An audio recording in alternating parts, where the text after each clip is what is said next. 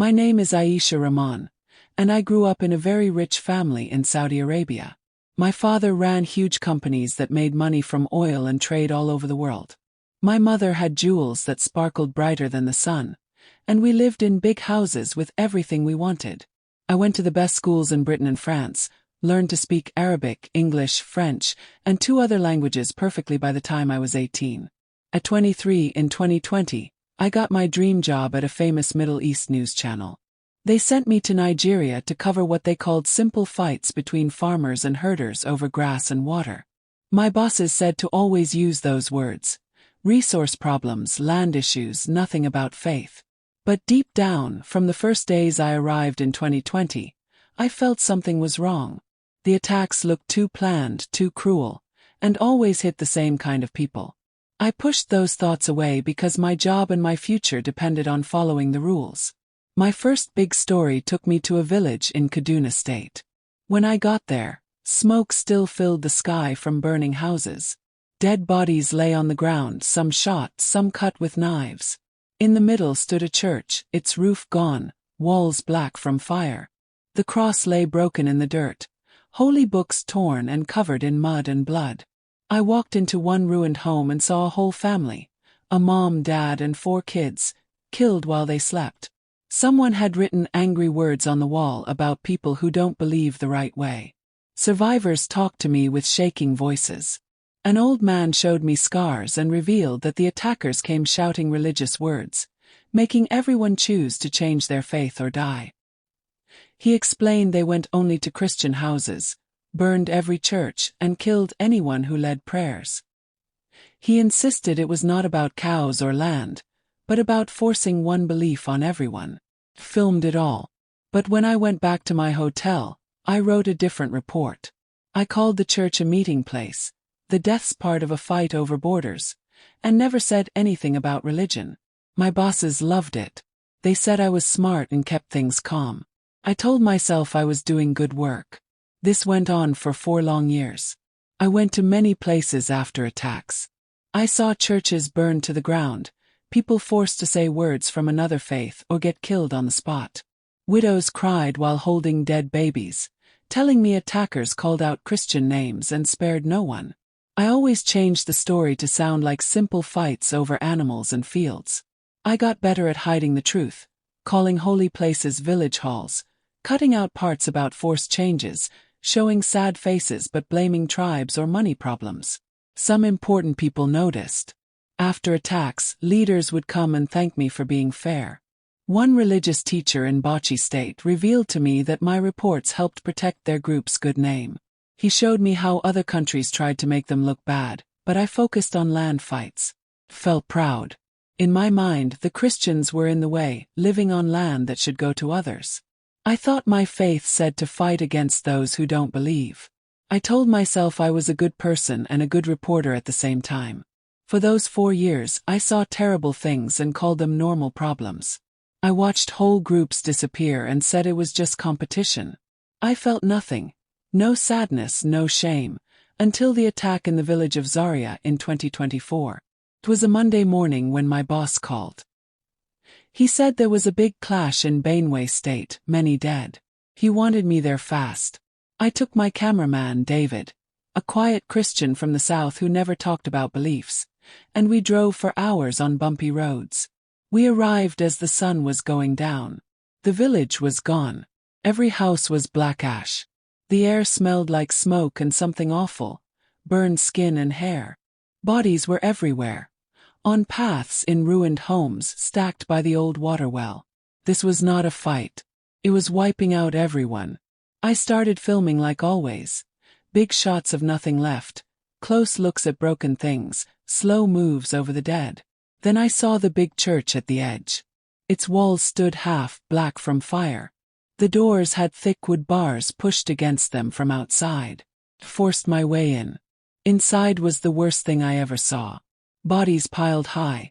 Men, women, old people, tiny babies. All pushed near the door where they tried to get out as fire ate them. They ran here thinking it was safe. The attackers locked them and burned it. I counted more than 180 people who died slow, screaming, choking, burning alive. I ran out and got sick. David cried but kept the camera going. We talked to people who hid in bushes. They all said the same. Hundreds came at night, well-armed, calling Christian families by name.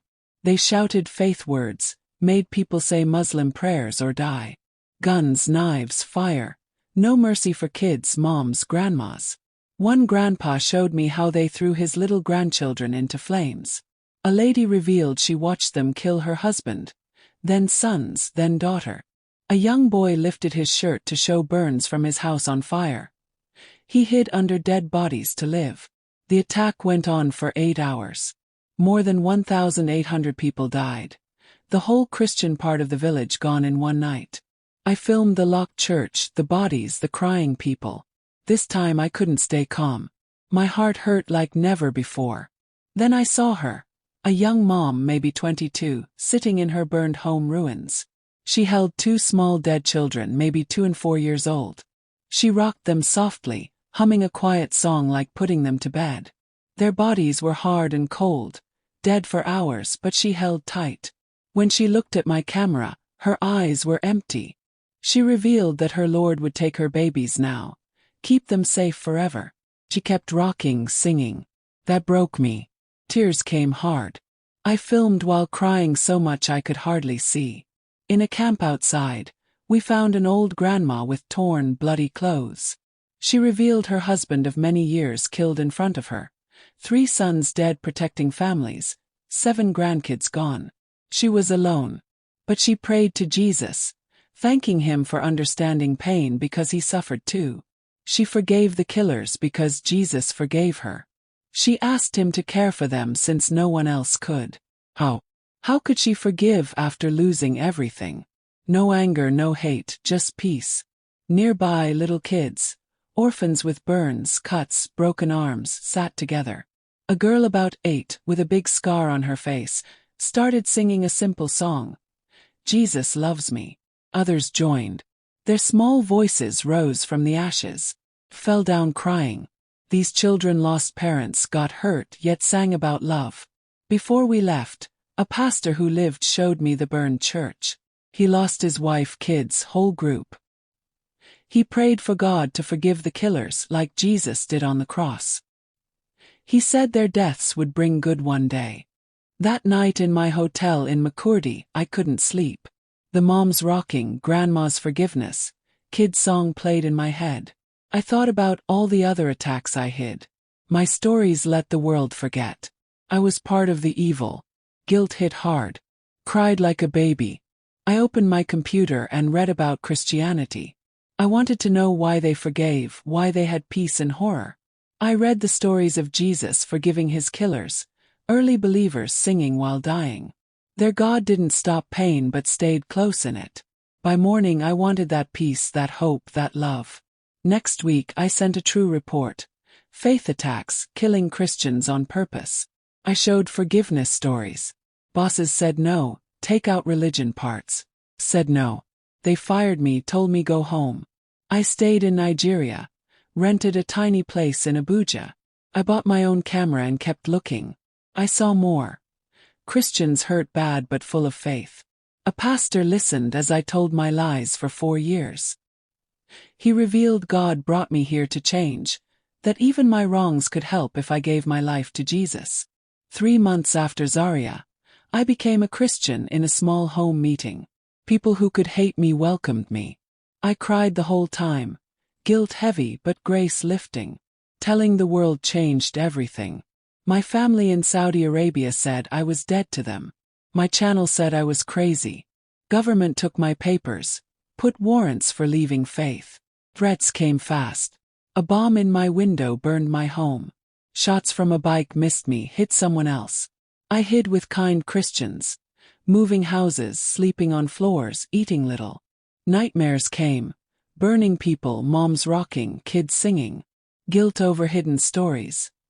How many died because I lied? I got thin, couldn't eat or sleep. I wanted to die. 6 months later, on a dark bridge in Abuja at night, I climbed the rail to jump. A voice said, "Sister, don't." An old street cleaner lady came. She revealed Jesus knew my pain, had purpose for me. She sat praying till morning. You saved me. Slowly, I healed with help from counselors, groups for hurt people. I learned to forgive myself. I helped survivors, documenting stories, building homes, caring for kids. I made online pages telling truth about persecution everywhere, in Arabic too. Threats grew, but good came. Messages from Muslims asking questions, other reporters saying they hid truth too. 2 years later, I spoke at a big world meeting about persecution. My words went everywhere. Some groups got punished, Nigeria got pressure to protect Christians. A few days after, my cousin messaged secretly. She had dreams of Jesus, wanted to talk. My pain was worth it for one soul. Now in 2026, I hide. Threats come, nightmares stay. But I have purpose. Every helped person reminds me of the scarred girl singing, Jesus loves me. To Christians everywhere, pray hard for persecuted brothers and sisters.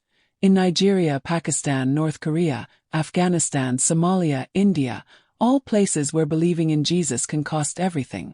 Pray God gives them strength, safety, and faith to forgive and keep hoping. If you want to turn from wrong ways and follow Jesus, pray this simple prayer from your heart.